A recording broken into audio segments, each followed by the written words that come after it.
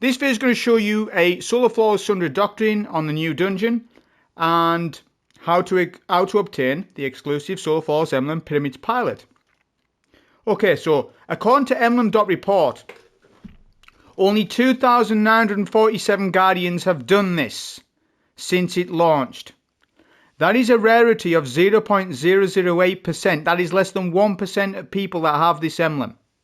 So do we understand now the difficulty of this solo flawless on this dungeon? It is quite somewhat that's the case.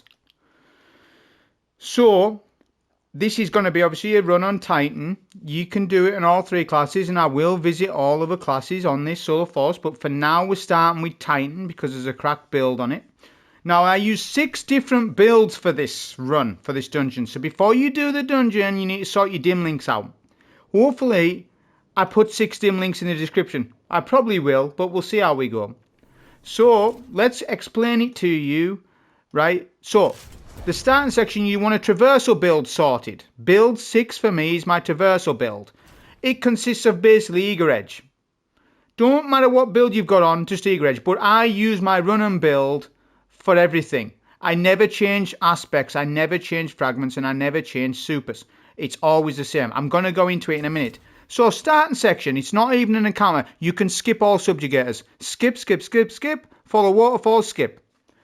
First encounter, solve the riddle. I ran Symphoseps, Thunderlord, Velocity Baton, and a Multi-Mac on a T-Crash Super, and I'm going to go into the aspects and fragments in a minute. But what I will say about the Solve the Riddle encounter, you don't really need a build. Just think about something that's good to kill subjugators and a little ad clear in your build. That is it. I just like to punch things, so I ran Symphoseps. If you want to run Insurmountable Skullfort with Thunderclap, you can do that. I didn't. And more on that in a minute. Right, after Solve the Riddle is done, you then do Traversal again. Go back to your Traversal build and do the puzzles and the Indiana Jones segment. The puzzle is 2 dials where you have to open a door. Obviously, I'll explain that in the run itself. Then we get to Zoetic. Zoetic is the final boss of this dungeon. It is by far the hardest encounter in this dungeon by a million miles. So you need a somewhat good setup for this. Now, I've figured a way of making the run quite consistent without doing the 1 dial strat. If you know, a few days ago, I was one of the first to post the 1 kill dial strat on Zoetik. Well, there's been an evolution of things since I posted that, right? Then the bolt charge thing came out. Then people were starting to understand that the artifact mods stack. So let's talk about artifact mods first. This is how you want to set up your first artifact. You need to respec it when you get a Final Boss. But for Zoetik, this is how I have it. It doesn't matter about any gun mods. Forget about that stuff. First and foremost, overclock and load. Volatile Marksman with a boost on it. This will give you class ability energy. This is the most important mod.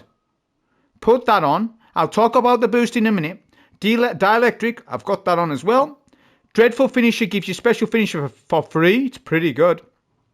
Maligned Harvest. You want that on as well because of the void stuff we're going to be doing. Flashover needs to go on when you ever run any bolt charge ever. Then we use this mod here. You're going to get more bolt charges and, well, you're going to get health regen on bolt charge. That is basically it. It's a stunning a champion, which that threw me off. It's not stunning a champion. It's stunning anything. It basically works with anything. Triggers an arc bolt that heals you and jolts combatants. You can use it against bosses. So that mod and that mod's going to keep healing you on the Striker Titan. Okay, now when we get the Final Boss, I will say I will put Particle Reconstruction back on because we don't need Void Flux. Just to state that before you mention it. Right, so the weapon loadout is Blinding GL. I can't understand how good this was for me. If things go wrong for you at Zoetik, a Blinding Aid comes in clutch when you need to bank motes when you're under pressure. This is very good. Le Monarch is your DPS king. You don't need a DPS heavy on because Le Monarch is changed and you're just wanting to do bolt charge strikes on the boss. You don't even need a heavy. This is competitive with Anarchy damage. I repeat, Le Monarch is competitive with Anarchy damage. It's not as much, but it's that much more than anything else in the game, like Parasite. It will out DPS Parasite. Le Monarch will out DPS Parasite. Can you imagine that? It can. So use a machine gun. You don't need it. Your primary is your DPS weapon. So use a machine gun. This will come in clutch to control the room if it gets out of hand. Because Zoetik is RNG at times. And to control the room better, I think having blinding heads and machine gun with Le Monarch is very, very good. This is my run and build, Symphoseps, right? Now I can't go through every single mod. I can't. I will tell you for Zoetik that you don't need to run surges. According to Zoetik, he done some testing, and weaken does not work on Zoetik, and neither does surges. So I just ran. You don't need to run anything. Oh, actually, I did. Tell a lie. I got grenade kickstart on. So when I do switch, I've got more nades. Now you could do Heart of Inmost Light or Curious the Fallen Star. Maybe Heart of Inmost Light is probably better actually, but I went with Curious the Fallen Star in this run. I'm not sure which is more DPS between the two. Maybe you switch at the end, you do Heart of Inmost, then you switch. But look, the Apples to Oranges, this was my first solo flawless, so bear that in mind. So let's talk aspects and fragments. Rally Barricade needs to go on. Seismic Strike, any melee choice that you want. If you want to do T-Clap with Insurmountable Skullfort, you're welcome to it. I didn't want to do it. My playstyle doesn't fit the loop of Thunderclap. I prefer Seismic Strike for a lot of different reasons.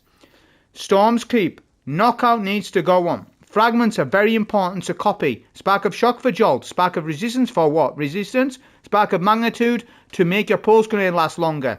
And Spark of Frequency is a very good mod now these days because of the bolt charge effects while you're amplified. Okay. So that's everything. You can understand now. I'm going from Symphoseps to Curious. Let's talk Final Boss. Oh, sorry. Yeah, Symphoseps to Curious, yeah. Final Boss, Build 3 and Build 4. So, we're now running Queenbreaker's Bow, Velocity Baton, and Multimac. You need a good primary for the door. More information on this will be in the run. Queenbreaker with Particle Reconstruction is a way to go. So I'll turn Void Flux off, and then I'll put Particle Reconstruction on. Right? Then we'll fight with our run and build. This is our run and build. We'll then swap to Triple Arc Weapon Surge with a Wyvern Gaze Fusion, which is not mandatory. It isn't. More on that in the run. But I ran a Wyvern Gaze Fusion with the Queenbreaker and Multimac obviously still for DPS. So that is everything explained. Any traversal sections or any puzzles I put on my traversal build, and I will use Red Death for when we're doing puzzle because it's a nice cure while we're figuring out the puzzles. All right, that's not mandatory either. I'm just telling you what I did. Those are the dim setups. Set all that stuff up first, and then you can start your run. So starting with the basics, you just want to eager edge your way over to the waterfalls. So you're just basically following the waterfalls. And all the subjugators that spawn, you don't need to kill them.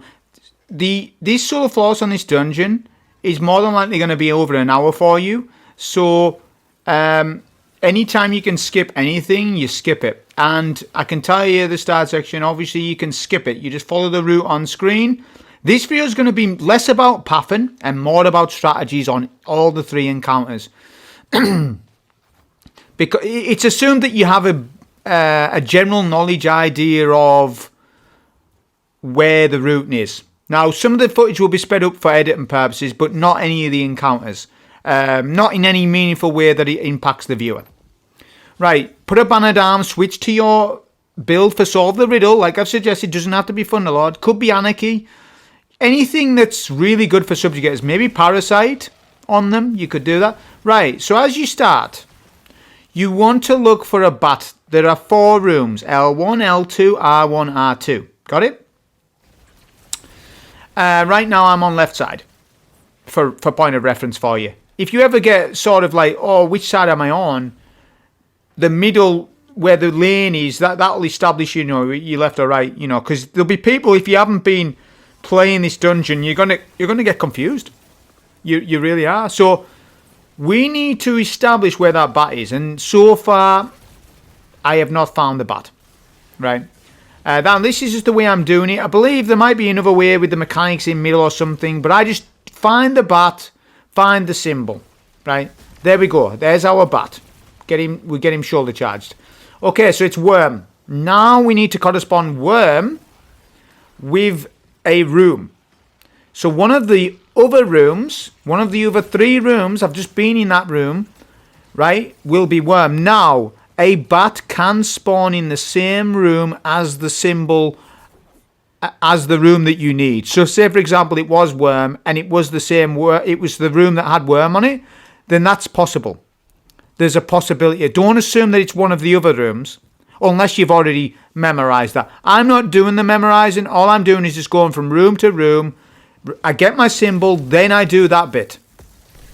Rather than, you know, running to a room that isn't my symbol, but then memorizing and saying, oh, well, L1 was Witch Queen, all that stuff. No, I'm not doing that on this run. Okay, so it's, in this case, on the left-hand side, which we've established it's Worm now. So we already had a lens. Always prep lenses. I suggest that you probably, even if you go to a room and that isn't the room you're meant to be in for the corresponding symbol, just kill a subjugator anyways. Here's the next mechanic. Kill subjugators to get lenses. You need to keep killing a lot of subjugators over and over and over. Right? So this mechanic as well, this encounter is done in 3 waves. I wish it said somewhere on screen which wave you want, just for reminders, but first wave is 1 symbol. You need to do a path of 1 symbol with the lights. Okay? Now, if it's back left like this, right, well, I'm calling it back left. You can call it front left, whatever you want. But this one, I use the backlight for that particular room. And then you just need to keep killing your subjugators over and over and over. This encounter is really overcooked, I think. They overcooked some of the mechanics in Sundered Doctrine, and the reason why they overcooked them is for contest mode.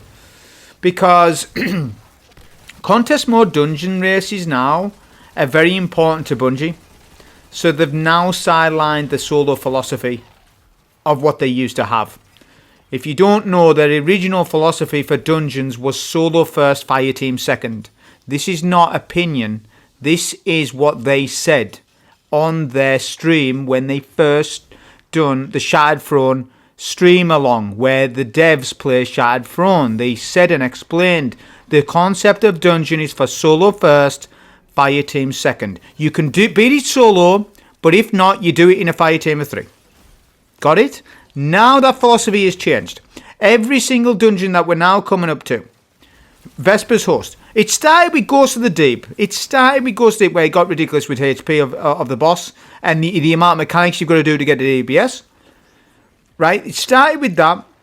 Vesper's Host was like that as well, especially with the billions amount of HP. Although the mechanics aren't they're not that bad mechanics in Vesper's Host, I don't think. It's not the mechanics, it's the health. Whereas this one hasn't got a problem with health too much. I wouldn't say at all, really. No, it's fine. It's just that they've overcooked some of the mechanics for contest modes, because that's their priority. Because if they made it a little easier than what it is now, the contest mode would be easier. Therefore, the idea of their dungeon races falls down, because they never used to do dungeon races. It was only raid races. Now it's dungeon races. So everybody expect going forward, every single dungeon is going to be like this, where it's at least an hour to an hour and a half to solo floors each one. That is the reality of it. Until like my unique strats are coming out for this dungeon, so don't make no mistake about that either. I'm just saying the week 1 solo or the day 1 solo will be, it won't be tuned for solo. It'll be a challenge to solo, and it's tuned for fire team. Like all the busy work that you've got to do, like on this encounter, it is a bit long, I think. It's similar to Ghost of Deep opening encounter where it's a bit long. It is. That encounter was a bit long. Whereas this opening encounter for this dungeon is long as well. Right, so as you can see, we're just putting in our symbols. There are alternative ways, so even if you mess up your lights and you can't use a particular rotation, then there's always a way around it, I believe. Regularly, I didn't realise it was that weak. That's my bad, that. So we're on 2 light beams now. We're on phase 2, I believe, right? Or is it? Yeah, I believe so. So look, you put your lens in. That light bearer won't spawn in until you put your lens in.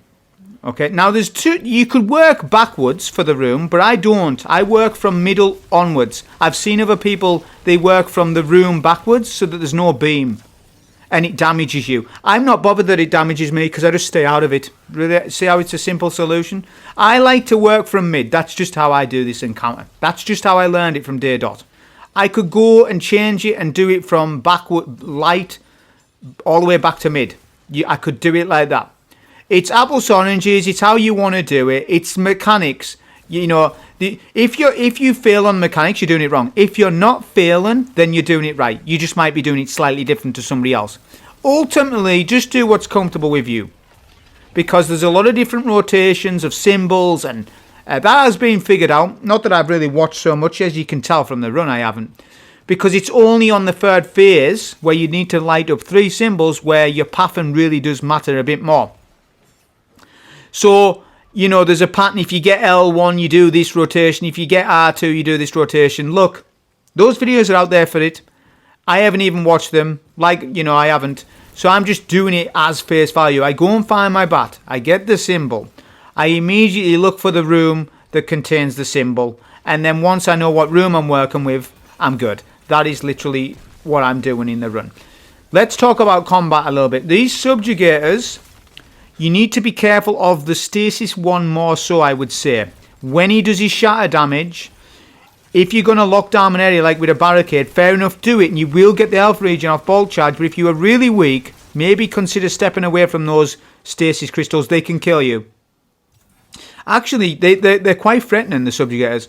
The strand one's not too bad, because here's the beauty of it. If you get stranded or shackled, you can still use velocity baton to sort of mow down all the ads. So you can still do insane ad clear even if you get shackled.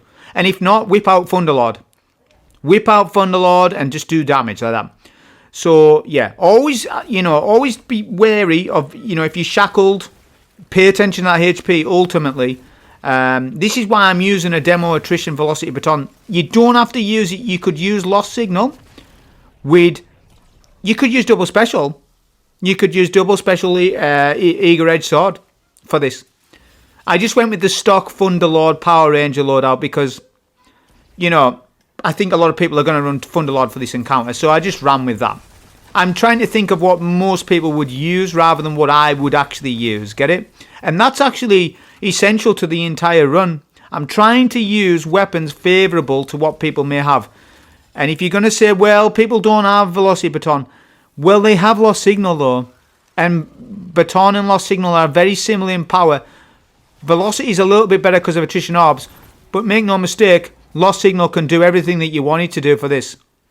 Right? So there's no excuses, people. You've got Lost Signal. And if you haven't got Lost Signal, why haven't you not got Lost Signal then? That's my next question. Everyone's got Funlord. Everyone's got an Aerodynal GL. You can use Psycho Pump. You could use Psycho Pump, for example. Right? And, I just like running Multimac, just so that I've got more special. I didn't want to run double special because I want to spam Velocity Baton instead. Because when you run double special, you half your ammo in half. Your special, ammo, right? That's just how I wanted to do this. So we're now on the final phase. Like I say, I wish it would just tell you. Look at that damage with Seismic Strike there. I wish it would tell you on the left-hand side what phase you're on, because when you run around all these rooms, it's easy to forget, oh, what phase am I on? Was I on phase 2 at the end or phase 3 first symbol? Sometimes you can be like that. But when you are on third phase, you'll know what symbol you're on because of how many lasers you've already did. When you go back to middle, you'll see, oh, if there's 2 lasers, you're on the final symbol. If there's only 1 laser, you've got 2 symbols to do, right? So yeah, it's rinse and repeat. It's just, it's quite long because you got to keep killing the subjugators, and these melee guys keep spawning in middle as well. Be careful of their detonation damage they do when you kill them. So now I'm setting up for my next symbol. This is why I've got Symphoceps on, because I prefer the Symphoceps playstyle over the Thunderclap and the Insurmountable Skullform. I just went with Symphos because I'm going to use Seismic Strike for when I want to use it, but when I haven't got Seismic Strike, I just melee. with the surrounded buff. That's just how I prefer to do it, and I ended up preferring to do that for Zoetik as well. If you're welcome to it, if you want to use Skull Fort, I'm not saying you can't. It's a difference of playstyle. All right, that's exactly what it is. I'm not a massive T-clap user, and that's maybe why I'm not using it, and I never have been, because you're too stationary with the build. It's a fantastic build. It's only gotten better now, but I still... If I was to run Skull Fort, I would still run Seismic Strike. I just prefer Seismic Strike over T-clap. T-clap's too stationary for me, far too stationary.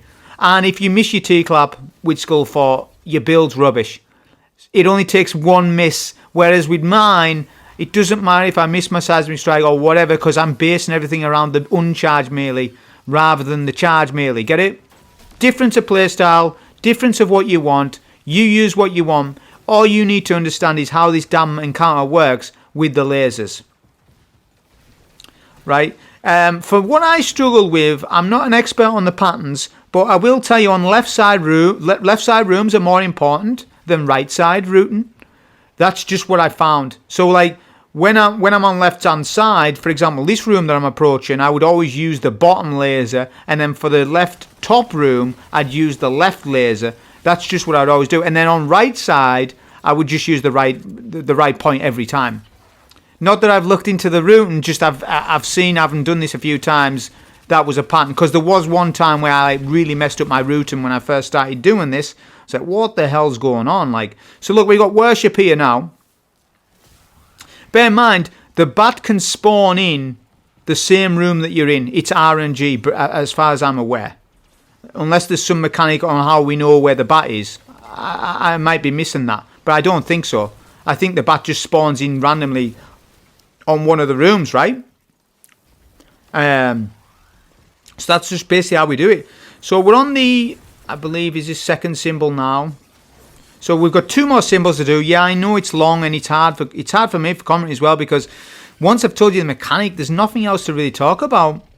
I think if I run this back, I probably would run an eager-edged sword, just to flip back between back and forth rooms a little bit easier, and maybe a shotty, maybe a shotgun, maybe a 1-2 punch shotgun for the subjugators. That's probably what I would run instead. Weed velocity baton, so double special, and then an eager-edged sword, because swording them's not bad. Look at what I was on about before. See how I nearly died there?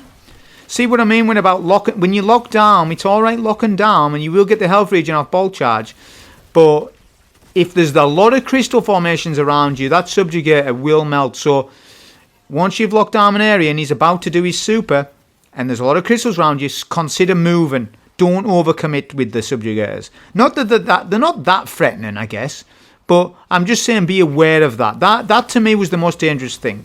Velocity Baton being very good in it. Well, any area denial GL being very good in this, just because of the ad clear that it has. One shot will clear out an entire room as you run past. Say, for example, that's not your room, but you still want to clear some of the ads, you can do one shot and move on, like this. Exactly that gameplay I just showed you there, for example. Another little tip is prep on lenses. So, now that you understand the mechanics, let me tell you what they should have done with this. They should have done it less phases, so it should have just been maybe, I don't know. I don't know what I suppose they could have had it where the rooms are fixed with a fixed symbol. I think that would have been better for repetition of this encounter. I don't like that the rooms are like RNG and stuff like that. If they just used less symbols for Valor Disciple. So what we got, 4 rooms. So just used 4 symbols. They didn't need to go and use all these symbols that they did.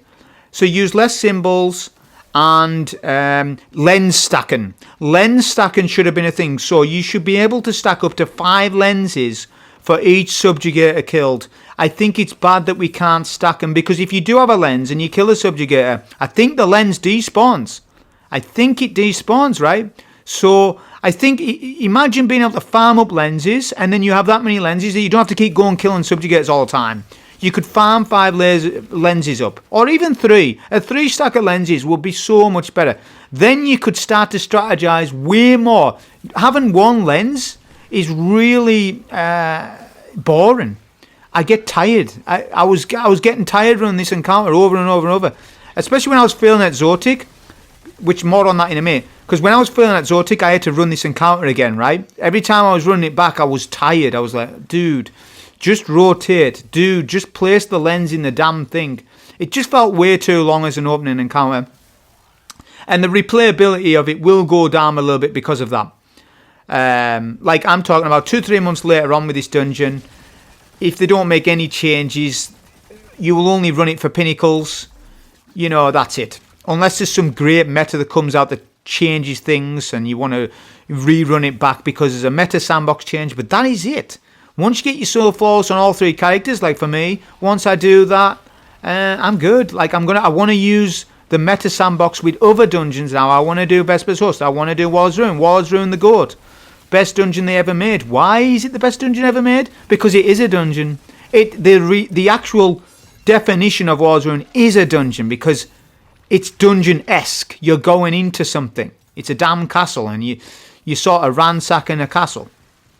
So it's the pure essence of what a dungeon is, in my opinion. And they got the mechanics spot on. They got the HP pools of all bosses perfectly done, perfectly cooked dungeon. This dungeon, as far as how good it is, it's not top 3. It's not top 3, but you know, it's interesting. There's some good points about it, which I'll come on. Right, so that's first encounter done. Finally, after all that waiting. All right, so I'm speeding up the footage for editing purposes, as I said. Just follow the route on screen. There is one place you can wipe. There is a place where you fall down a hole, and it's possible that you could die. I'll point that out when we get to it. Okay, so the maze, you need to look for your reference point. First point with the maze is get down below. There's 2 levels to the maze. There's the high up level and there's ground. You need to get to the ground as soon as you do that, there's a secret chest here, but I'm not getting it. I'm not showing you that as well. I haven't got time. Find the gold light, then the red. Right? As soon as you find that gold light, it's the turn off from that. You follow the red dots, and then you're out. Okay, this is all a skip. I don't even know why they included enemies here. It is quite odd. In some of these traversal sections, they overcook the traversal sections as well. There's far too many puzzles on the traversal sections. But let me explain them instead of complaining. Alright, that bit you can die. You need to find the opening at the bottom. There we go. Now, this bit's amazing. One of the best traversal sections right here. This is what traversals should be. Not puzzles, but in actual fact, obstacles and stuff like that. I am not a big puzzler. I'm not a Rubik's Cube player. As you can tell, that is my weakness, by the way. My absolute strength is controlling enemies in this game, but my weakness is being a Rubik's Cube player. I'm not like Scarrow9, who's very good at puzzles. One thing he is very good at is damn puzzle solving. He's very intelligent. I'm a nonce with the puzzles. I get agitated with them. I have no patience for them. All right. But anyways, let's explain it. Ease the clocks. There's anti-clockwise and clockwise. The 2 symbols at the back of the door will tell you each room. Left symbol will tell you left clock. Right symbol will tell you right clock. So, you don't kill your knight. Establish symbols, then kill knight. Because if you kill the knight right away, you don't know what symbols you need. So look for symbols, then kill knight. Then you need to pick up your buffs. Now, I've already established what my buffs are. As in, do I need 2 or do I need 3? I think I needed 3 twice on this. I can't. As the voiceover on this right now, I don't know what the symbols are, but I believe I needed 3. So this is the wizard buff. Wizard buff stacks up to 3 times: heightened, brimming knowledge, and overwhelming knowledge. Okay, that's 1, 2, 3. I don't know why it just doesn't say 1 stack, 2 stack, 3 stack. Why do they have to confuse it for people? Anyways, that's what it is. Devourer Disciple mechanic. So look, I have 3. I dumped that in there. That was Commune, I think. Yeah, I had Commune on that side. And on this side, I had... Was it Tower? Because the video is sped up, I can't see. But you understand the basics, right? You need to establish first, do you need 1, 2, 3 left and right? Which ones? Pre-establish the determinant of the clock, whether it's clockwise or anti-clockwise. You can pre-prep that. Okay, I'm going to go over these mechanics again anyways when we get to Zoetik. When you kill your ogre, you get wizards. So look, I need 3. I've got 3. I put my 3 in there. Boom, done. The door's open. So that's how you open the door.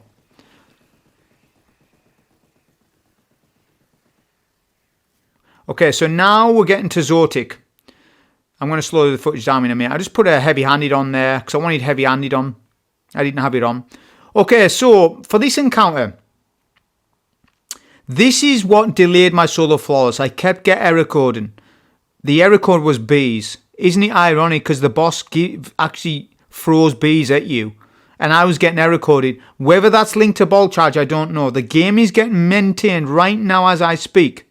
It's getting maintenance, and it's a 4-hour maintenance window. I do not recommend you solo flawless during the 4-hour maintenance window today. You wait until maintenance is complete. You establish if the game's stable, then you do this. Because I've been getting error coded on this encounter 3, 4, 5 times. Sick of it. Right, here's the strategy. I've got 2 ways of doing this now. What I'm going to do is show you the 2-dial strat. I'm going to show you 2 strats, 1 dial and 2 dial. So look, I'm going to stop. It's 3 on both stop and kill. I'm looking to see where stop is and kill. If kill was in a favourable spot, I just go kill. If stop's in a favourable spot, I go stop. Because on dial 2, we'll do kill anyways. This will double my DPS time from the 1 dial strat that I showed you 3 days ago, 4 days ago. Remember it? Everyone remember the kill strat? Well, I've evolved the strategy now. It's now 2 dial strat. This is more forgiving if you can put stop in on the first. If stop's okay, if it's less than 3, you're good. For example, on this it was 3. Oh no, sorry, I actually ended up doing it. It was 3 anyway. So look, I need to play aggressive. You need to hit this before 75% of lockstep progression. We're on 50, just above. Look at the timing. The timing, if you get 3, you really need to cook. But look, stops in. Boom, we're safe now. We can now chill out. Blind and nades will help you massively when you're dunking orbs. Right, when you're dunking medallions, symbols, whatever they're damn called, right? Now you just do add clear. Now you need to establish dial 2. Look, I need 1 for kill. That's in a favourable spot. You could do this on a 3 dial mechanic as well. Just follow along with it. It's going to sound confusing, but just follow along with it. Look, we need 1 buff for the clock 2. Clock 2 goes in for kill. Lockstep progression will analyse this at 50% because it's clock 2. He analyses clock 2 at 50%. Then the analysis, the third clock is 75 and the fourth clock is 100%. We're never going to the fourth clock unless something messes up. We get ogres, that's fine. Our dial is sorted. We need to get to the back of the map. Remember, it's 50%. Look at the lockstep progression. Here's the strat. Here's the strat. You do massive damage even for just 2 clocks. This is a good strategy. Pop a barricade down. Do surge switch. Now you're just going to do low monarch, poison, and that's it. And a pulse grenade. That's all you're going to do. Look at the damage tick. Make sure that you have enhanced perks on your artifact. Look at my class ability energy. I don't have it. Can you believe this? My artifact mod has run out. Your boosted artifact mods run out when your Tomb of Want runs out. This nearly messed my run up. You will see the following events on how hard I struggle now because of this. Because look, I'm realising my mod is gone. And I'm like, what is this? My mod's gone. So I T-crash, right? Because I'm realising, I haven't got the marksman volatile on. So then I have to go in here and I'm like, can I do it? Can I do it? And I can't. Dude, I can't do it. So I have to come out of there. I do my search switch to Symphoseps and then we pick it back up. This is now a nightmare for me because I've got no respite and I need to put in the boosted mod lest my strat's messed up. I need that volatile marksman boosted and it ran out just before this. So now, look, we got kill, so we just go kill. Because I haven't got time to think and I haven't got time to make the Tomb of Want. So we go kill. We need to get at 75% at the back of the map. Add clear doesn't matter as much on this strat because we're ultimately wanting a 2 dial clock anyways. But I went for a 1 dial one there because of the circumstances. But what I'm saying to you is, this is versatile. You can sometimes do a 1 dial clock, depending on how you feel. And then sometimes you can do a 2 dial clock. Now look at how much I'm getting melted here now. I'm getting melted that much because I haven't got volatile marksmans on. So, well, I have got it on, but it's not boosted. So you will see how much I have to go through just to get it. This should be a 10-minute boss fight for me. It ended up being a 15-minute boss fight. Okay? That's because I'm messing around with Tomb of Want. I can't believe they need to change this. They're not going to, though, are they? I'm just talking to the wall. But they need to change boosted artifact mod selection. It should just be on, in my opinion. Why are they turning off? It's turned off. You're gonna see it coming up. Here's a way of playing long range at Zoetik. So look, we're on clock 1, so nothing doesn't really matter at the minute. Let clock 1 go through its progression. I'm going to do some Monarch things at the back of the map, which I can stay alive. I've got Ogre to my left. I need to clear these Ogres and the Wizards to get Tomb of Want. This is the challenge, people. I suggest anyone try and run a Soul Flawless while trying to equip Tomb of Want. That is the true end game in this game, because I can't get in my inventory quick enough. I'm on PS5. It doesn't matter, because I guess because of my lack of understanding with Tomb of Want, it's messed me up. And I can't believe it. I guess I should have researched. Look, I'm scrambling in my menu. How'd you get it? I can't fucking do it. Look, so now I'm going to have to come out. Look, it's not boosted. Oh, man. And then the clocks are going through its progression. So now I'm going to have my two dial strats messed up. In theory, by the way, it's very good. The 2 dial strat is very good. It's just because I've already tested it. It's just because I didn't have Tomb of Want equipped. So everybody, before you start this encounter, please check your artifact and make sure the damn Tomb of Want is applied, lest you do not have boost. And it's funny because the boost is that important and critical to this strategy. If you don't have it, you may die during DPS.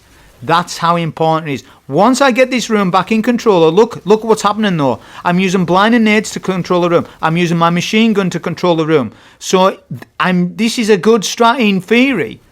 Because ultimately we're relying on only Le Monarch to do the damage, but you only need Le Monarch to do the damage. You'll see how much damage we do. Because now we're going to do a 4 dial clock.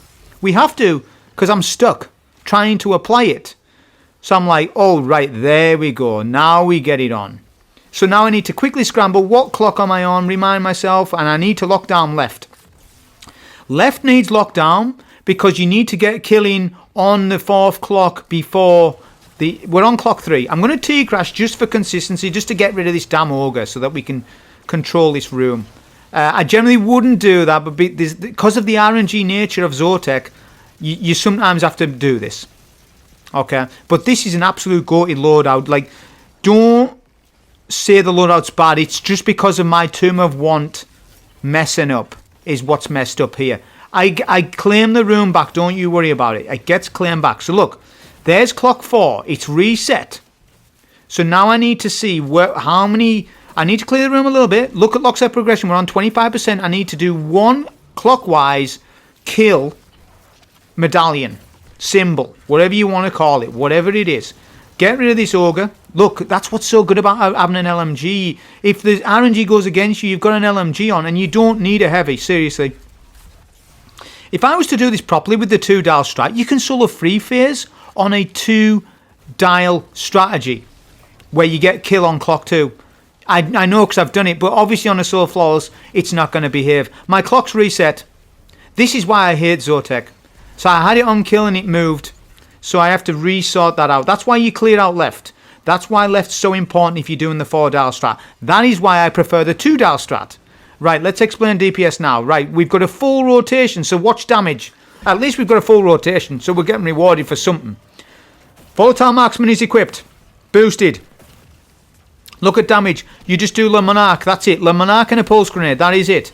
You don't even need to do LMG. It won't make any difference. You don't need to do any special weapon damage. Nothing. Just look at it. Look at the damage. Now, DPS, right? Now to make it understand to you. If you do a 2 dial clock... that means you will only get 50% worth of damage. If you do a 1 dial clock, you only get 25% of damage. If you do a 4 dial clock, you get 100% of damage. And guess what, people? If you do a 3 dial clock, you get 75. It's based on lockset progression above you. That is your DPS timer right above us. Lockset progression. So we are going to DPS all the way until final. Hopefully I get my super, but I don't. Imagine I get super here, but I didn't. I used it on the Ogre just for consistency, just to get rid of him. Because the room was out of control because of the damn Tomb of Want equip. But look at the damage we're doing. Keep focusing on one streaker. Forget about the rest of them. Forget about trying to do damage to the other one behind him. Just focus your single target damage on that one. That is it. If you do this fight properly and everything goes according to the plan, you can do it in 10 minutes. I've done this fight in 10 minutes. The run before this, I was essentially done it in 10 minutes, but it wasn't flawless run. Because on that run, I had Tomb of Want the entire time. So here we go, look. We need to get Ogre sorted on right side. Because right side is now the importance, not left. Because clock is on right, and we need to sort out stop or kill. Depending on what I'm going to do. I'm just going to T-crash here to get rid of him. Because I need to control what we're doing there. I think I'm going kill. I'm going kill because it's just favourable. Because, yeah, stop was 3. See what I'm saying? So, I'm like, you know what? Screw it. Let's just do a little damage now, and then we'll kill him on the next one. So, do you see how my strategy is working here by oscillating between stop and kill on the first clock? I know I'm going to get a lot of questions about this and about what do you mean and stuff. I operate between a dial 1 and a dial 2 strat. If you can get dial 2 on kill 3 times, you will solo 3 phase this boss. That is incredible for just a 2 clock dial. If you do all 4 clocks, you can solo 2 phase. Solo 1 phase and is too difficult on a solo flawless run. You're going to be scrambling. It's going to be too difficult. Only so many people can do that. And that's not everybody. That's just a handful of people. I'm talking 10, 20, 30 people that could do that. Not many. So look, we've just done a little bit of damage there. But that will confirm the final phase. We haven't spent that long in this encounter, by the way. We're less than 15 minutes at the minute. It feels like half an hour. Sometimes I do this encounter and I'm like, damn, how long has time gone past? What, only 10 minutes? Feels like an hour. So this encounter is also overcooked on mechanics as well. It's overcooked. I'll tell you what's wrong with it. There's one thing wrong. Well, actually, there's 2 things wrong. One thing is that the clocks change randomly. Well, not randomly, but halfway through the fight, some of your symbols will change. So even though you're locking symbols, they change later on. I hate that because sometimes you have not got the time to recorrect a fix. Alright, so this fight should have just been locking your symbols and then do DPS. That is it. Stop, stop, kill. That is it. There should not have been this RNG mechanic with symbols changing on you. Even though you've got stopping, it might change, people. So you need to actively check before DPS on all 4 clocks. On a solo, this can be stressful. Especially on a flawless. That's why I've operated with this 2 dial strat. Which I wish it was a little bit more efficient in this run. But the damn Tomb of Want went against us. Also, if you're getting a lot of pressure, blinding nades, get a barricade down, you'll get healing off Le Monarque. See, Le Monarque will count as more bolt charges for you. There's a more expert explanation of that, but right now I'm not giving you the expert explanation of bolt charge because this is a solo force. Just equip what I told you, and that works. So we're on a dial 2 here. We're about ready to finish this fight up. We've got kill. Look, look, look. Now, what I'm saying to you is 50% damage, which is off 2 clocks, is more than enough. It's more than enough right now to do what I need to do. So this is a good strat of ending the boss fight early. Imagine most people will go through 4 dials right now. They don't need to. I only need 2 dials for DPS. Look. 2 dials is a lot of damage. It actually pauses as well because of stop. See, stop starts... right, because the boss goes through the stop sequence, so you get more DPS on a 2 dial strat. So I'm recommending to people, if you execute everything correctly with your artifact, do a 2 dial strategy where you put stopping on clock 1 and kill on clock 2, and you will do this fight in 10 minutes. It won't be a solo 2 phase, but it will be a 3 phase. That is 10 minutes. Solo. This is the hardest encounter in this dungeon. I think that in itself is very good. But you need to get your Tomb of Want in. The Tomb of Want actually screwed me up in this run.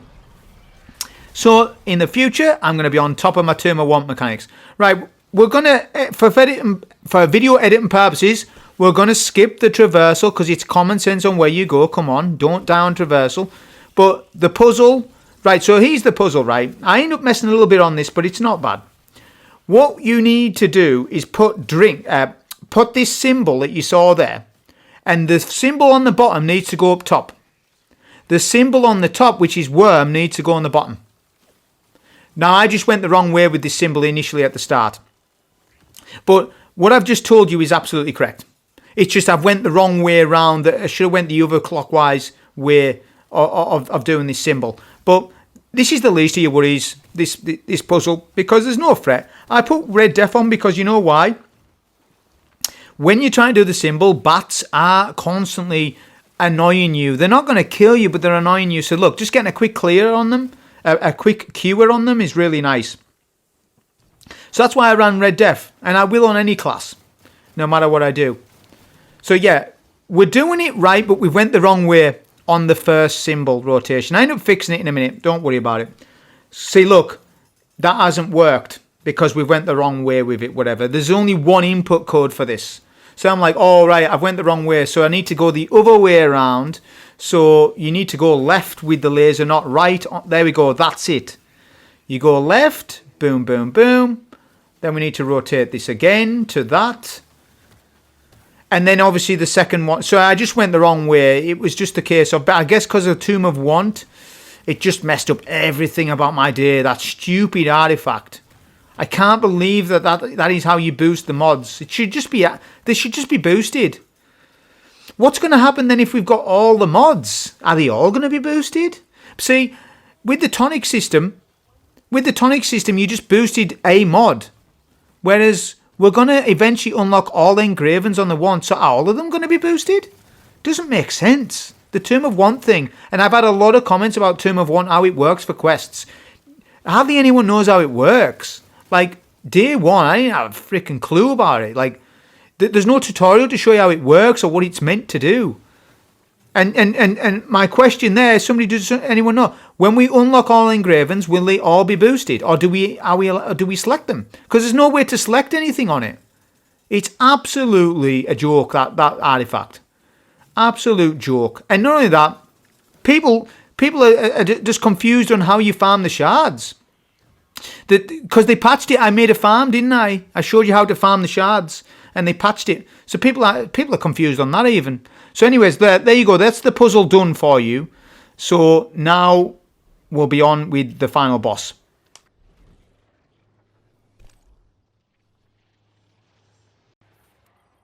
Okay, so finally we're at the last boss. So the last video I made about this, there was a lot of people complaining on how I explain the mechanics to you. To be fair, when I made that video, it was after the PSN outage. There was a lot of bad things that happened to me last weekend. I'm still stand by what I said about the mechanics, and I'm going to go over them again on why the way I do it just makes sense. And the way some others are doing it as well. Okay, so you're meant to light up the lies. You're not meant to light up the truth. You're meant to light up the lies. That is the last time I'm going to talk about truth and light in this one. I don't do any of that.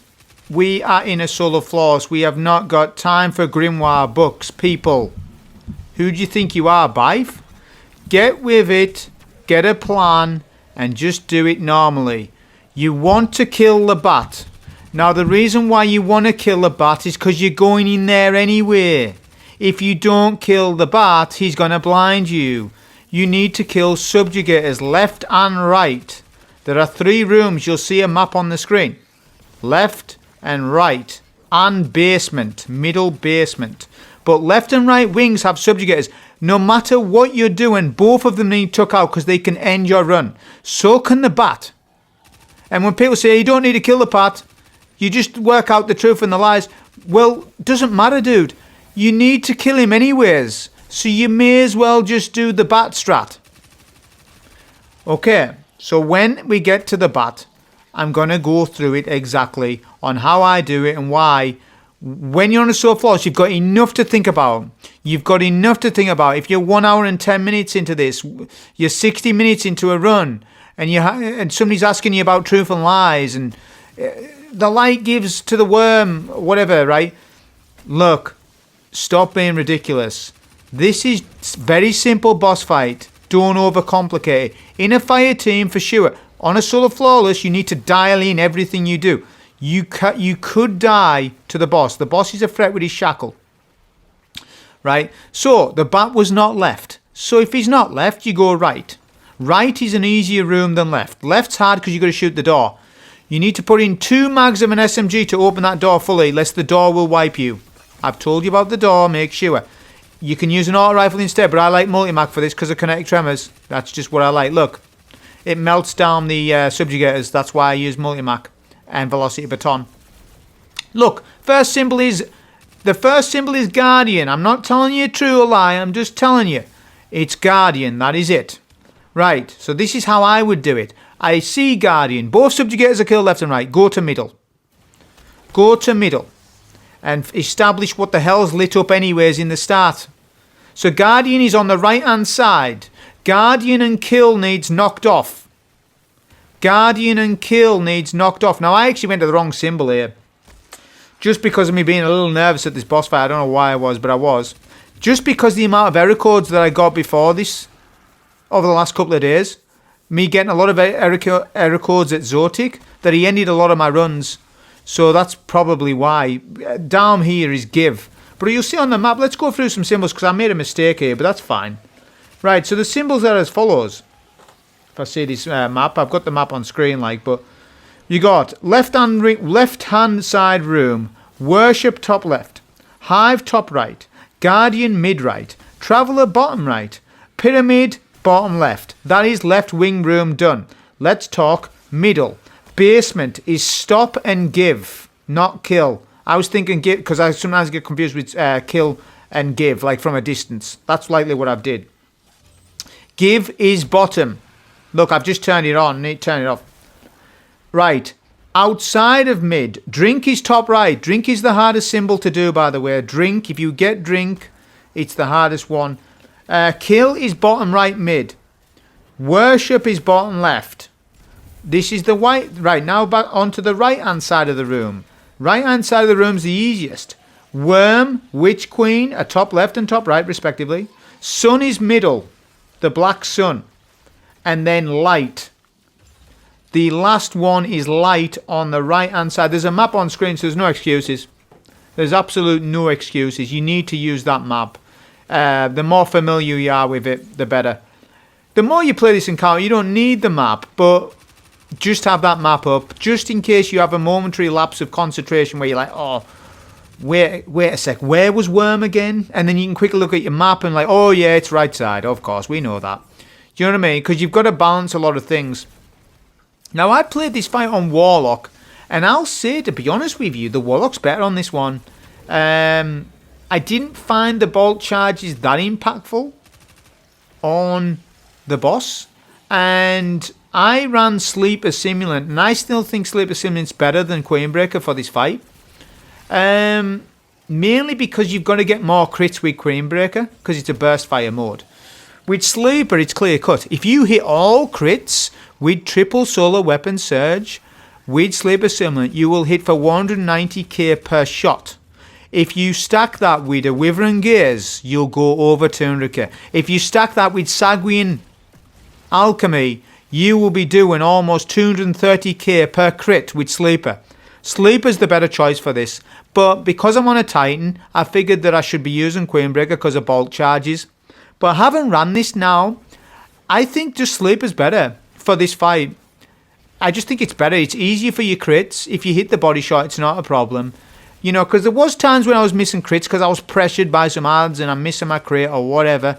So, Queenbreaker's fantastic in this. But I think on controller at least, just with Sleeper, yeah, I'm talking platform Pacific now. I think Sleeper's the better pick for this. Just because you've got that momentary time to line up that crit and make sure... honestly, you will do more damage if you hit 16 crits with Sleeper as opposed to using Queenbreaker where you miss some of your burst shots.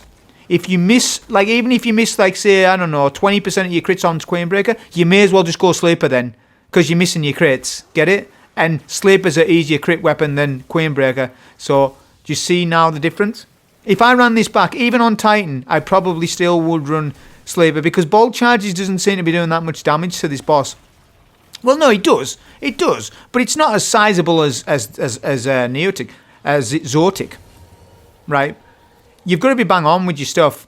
But Warlock's definitely better on this fight than Titan. I know because I've got experience in both now.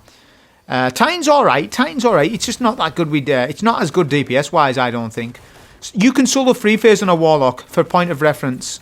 If you were perfect with Sanguine, Wither and Gaze, Particle Reconstruction, plus a Well of Radiance, because it's 25% Radiant, because Well got a indirect buff, whereas General Radiance 20%, Well's 25%, with Sanguine, you will solo free phase. I didn't solo free phase on Titan with Queenbreaker. Look at the damage. I'm doing 50k per shot. Right? So that's 150k with triple arc weapon surge. We didn't have our debuff the entire time either with Wither and Gaze. Because obviously it's a bit awkward is Wither and Gaze. But yeah, like this is still consistent. You know, you're able to survive with Titan. You know, but I am saying that this is how I'm going to say to you. For Zoetik, the best build is bolt charges with either Anarchy, Lord Monarch, or whatever you're doing, right? For the final boss, Warlock is by far, for me, at least for me, a lot better. Maybe I'm thinking that because I ran Sleeper on Warlock and I can invest into Solar Surges ×4 with Sanguine and all that stuff. Maybe that's why I think it's better. Whereas on Titan, you still want to be on Arc, right? And you want to Arc heavy on with bolt charges. But I'll be interested to see what damage I would do with Sleeper on Arc Titan. I bet it will be comparable, or if not a bit more, providing that we all crits. So yes, what I'm trying to say to you is this. It's not clear cut exactly if Sleeper or Queenbreaker is better for this fight. I think because of the crit thing, right? Because you're not always going to hit every burst shot of Queenbreaker. So I think overall the better choice is Sleeper. Now you're going to say, well, Sleeper's bugged with ammo. It is, but you can fix it, and I made a post about that. I told you how to fix it. You run double scavengers. Double scavengers do not stack in the game anymore, but for some reason the heavy ammo glitch where you get 1 ammo per brick, that is fixed if you run double scav. I'm not talking rubbish. I know what I'm talking about, and I've done the testing the other day there. Now, the heavy ammo bug might get fixed. I don't know if they're fixing it today. I don't know. I'm too busy to be doing this video to know everything. That's why people think... Some people think, you know, assume that I know everything about what everything is going on live at all times. I'm busy, dude. Like someone the other day... Someone before asked me what the name of my helmet is. I don't have a clue, son. I'm in the middle of a Soulforce. I've got to make a video. I've got to edit it twice. I've got to add commentary. I've got to make a good thumbnail. I've got to do it all on my own. I'm not bothered what armor the name of my helmet is. So people who are asking me about ornaments, what ornaments that you got on, dude? What shader is it? I don't know. There's 10 billion shaders in this game. I don't know. I'm too busy. I'm not a shader channel. There's shader channels out there. Go and ask them people. Because I'm not. I'm serious. I don't want to be joking around, messing around, telling you what names of armor pieces are. Alright? It is what it is. I've got my armor on. I haven't even transmogged him. I've put no effort into him at all this week. Because I've had PSN outage issues. There's been bigger fish to fry than armor ornaments. At least you PC players and Xbox players could fucking play this weekend. Just gone. I couldn't. Put me back. Messed my entire rotation of week up.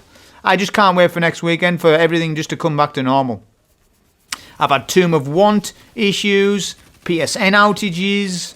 Everything's just happened. Which has made me second guess. It's made me second guess as a console player is if I should continue as a console player, because there's no really. There used to be an advantage to it, and I'll tell you what the advantage was. The advantage was that everybody was on PC, so that I had a niche, and I still have that niche right now as being decent on console on YT. That I have that niche, and PC players don't have that niche because they're on PC. Right, do you get it? I mean, I know that's obvious, but it's not obvious though, is it actually? Because now we're talking about advertising and marketing and YouTube things. And what I'm saying is that I've used me as a console player as a marketing term for years now. But what I'm saying is I'm starting to wither a little bit and dither because the PSN keeps getting hacked. All right, or whatever's happening with PlayStation Network. Not only that, the PlayStation exclusives are rubbish now. So eventually, we might go to Steam, but I'm not a fan of having to rebuy Destiny 2. I have the money to do it, but I'm not a fan of doing it. Part of me disagrees with me having to rebuy it on a separate platform. You know, or the other way is to buy an Xbox, a backup Xbox. That's maybe what I might do. I might buy a backup Xbox Series X so that if we get PlayStation issues in the future, then I have at least something to back to. But if I play the long game, I should go to Steam, shouldn't I? If I went to Steam, and I'm not saying that I will, but if I did, I would play controller on PC. Yeah, there's absolute no chance you're getting me to play mouse and keyboard.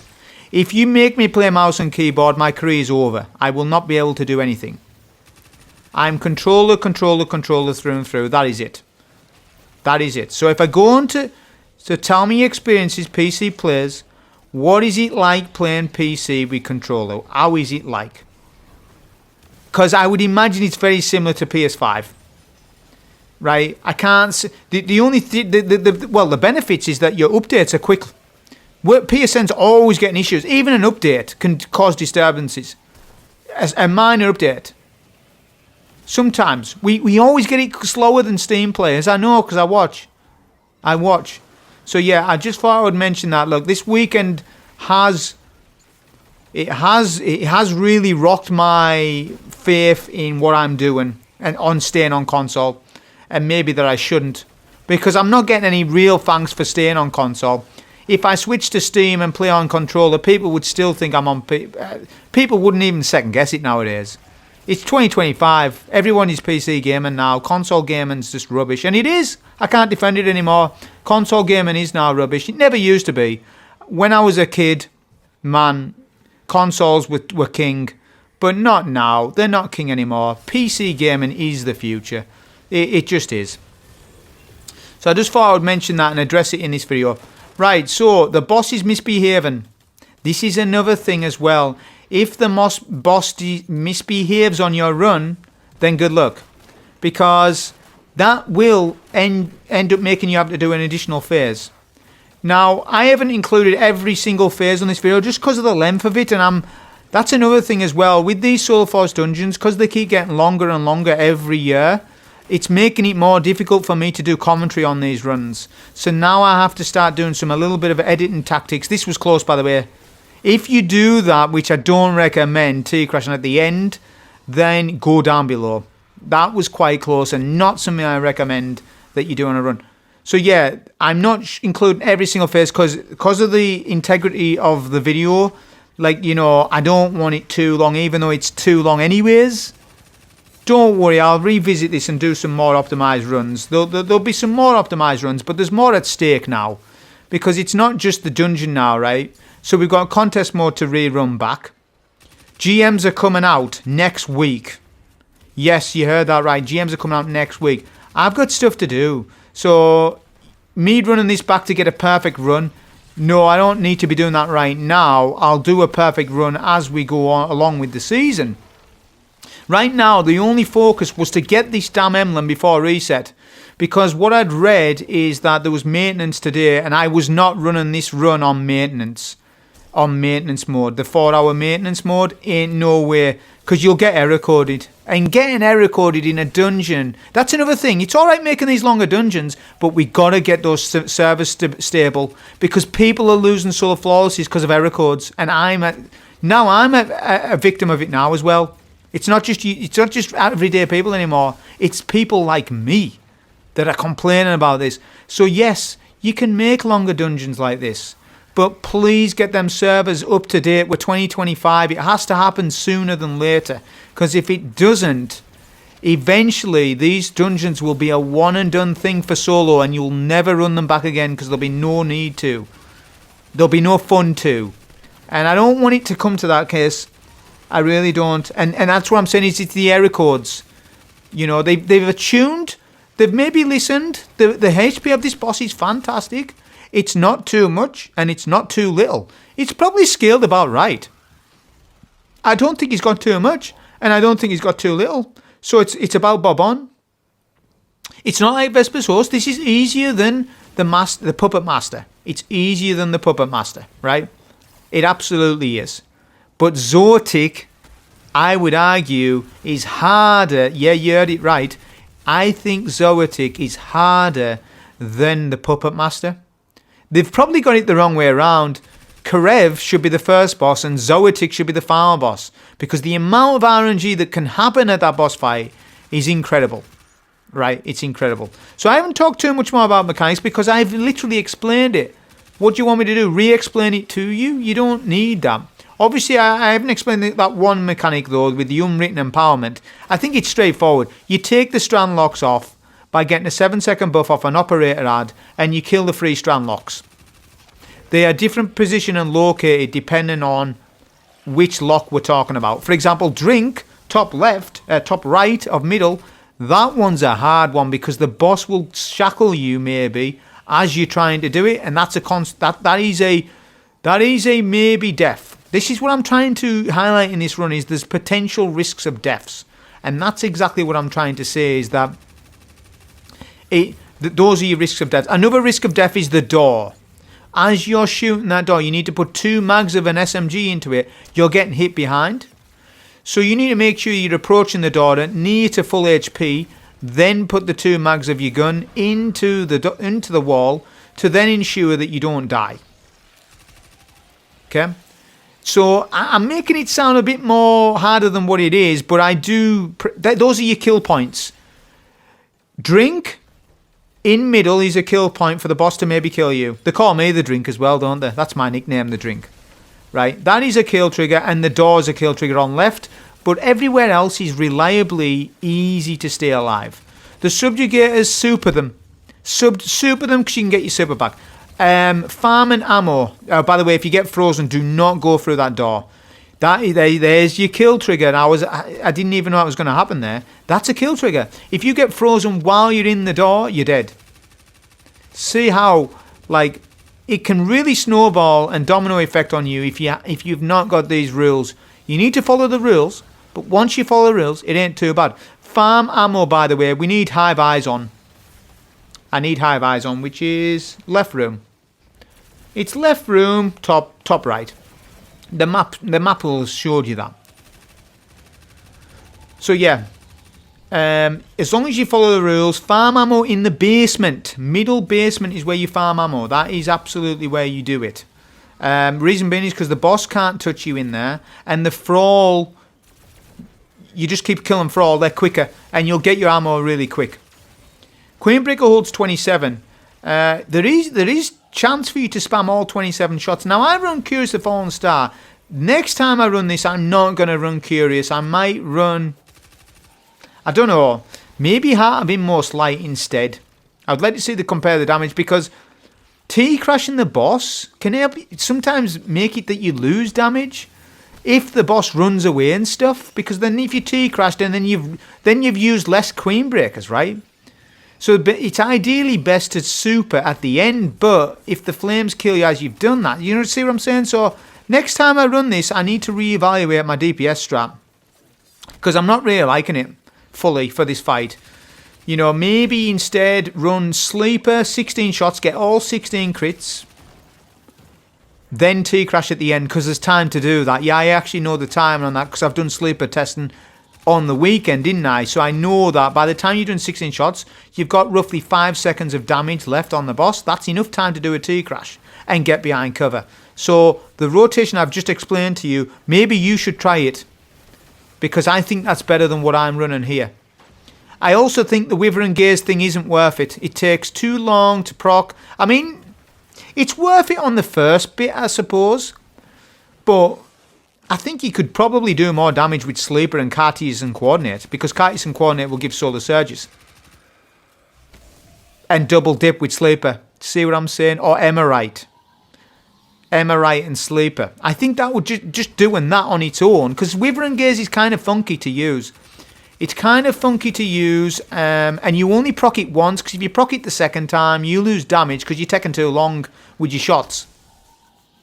So there's a balance to be played there with that, right? But obviously the setup works. A lot of people have done their Soul Force with Queenbreakers. I'm just telling you my optimizations for my next run, right? Because that's what you want to do. Never make the same mistake twice, okay?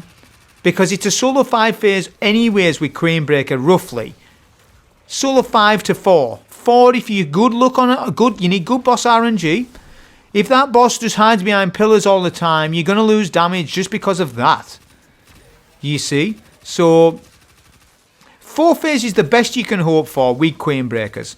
But I think even if there's bad RNG, you can still solo 4 phase with Sleeper on this class. That is exactly what I'm saying. This is very particular information that I'm saying. It's not random information. It's not ranting either. This is I'm actively telling you the background test that I will do when I come back in here on Titan. But it won't be on Titan. It'll be on Warlock. The next run will be Warlock. The other thing that's wrong with this dungeon is Zoetik. He does not take. He's not buffed by surges, and he's immune to weakening. I have been told or led to believe. So and he doesn't crit. You can't crit him. So Zoetik's bugged, and ignition damage is bugged on him. Bulk charge isn't. Well, is bulk charge bugged with the void mods? I don't know, but I don't know if Volatile Marksman's meant to work in this way. I have no idea. I haven't had time to look up. Maybe other people can tell us, is it meant to work like this? I hope it is meant to work like this, because I want more time to test with this. If they nerf Volatile Marksman this week, it will be too short of a time for people to have really tested, because it was only like on the weekend where people really tested it. Yeah, the weekend just gone. So I can already tell you, I know that I'm not going to kill him here, or if I do T-crash at the back end, but I end up just playing passive and safe just to secure the run, because I didn't want the repeat of what happened to me last time where I T-crashed and the fire nearly killed me. So I opted just to, look, see what I'm saying, where I'm sometimes getting the body shots, and the boss, he's been idle and sitting at the back of the map. Sleeper would have been much better there, see what I'm saying? Because I wouldn't have missed that crit. Because he's that far back, so the crit starts to RNG elements with him. It's just the nature of this. But I have found that I suppose he does stand more at the back of the map on the latter phases. But yeah, going forward, I recommend Sleeper for this fight over Queenbreaker. For the information that I've already given you about the run, I've tested both guns, and I think on controller at least, Sleeper is better. Just more consistent, and you can fix Sleeper's ammo bug. I've told you how to do it. I've made a post about it. I've told people about it in this run, so don't tell me I haven't told you, because I have. Right, we do T-crash at the very end to confirm kill. That was a solo flawless on this dungeon. Hope you enjoy. Thank you.